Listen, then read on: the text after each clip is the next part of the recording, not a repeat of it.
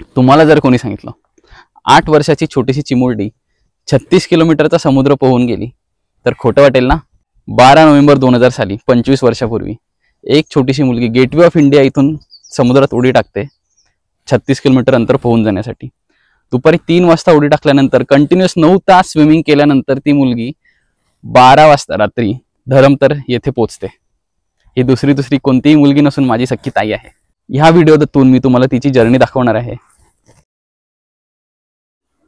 मासे चावू नये म्हणून ग्रीस लावतायत. दुपारी 3ला स्विमिंग सुरू केलं गेटवे ऑफ इंडिया इथून. मागे ताज हॉटेल तुम्ही बघू शकता.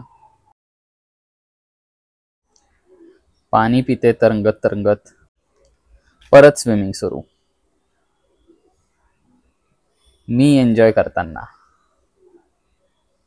संध्याकाळचे 7:09 झालेले आहेत आणि स्विमिंग चालू आहे. रात्रीचे 12 वाजत आलेत. फिनिश लाईन जवळच आली आहे. फिनिश लाईन धरमतर येथे पोचली आहे. सगळे टाळ्या वाजवतात.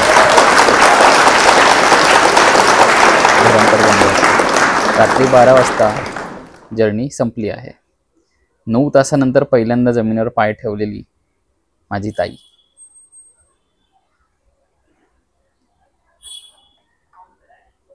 मम्मी पप्पा एकदम खुश.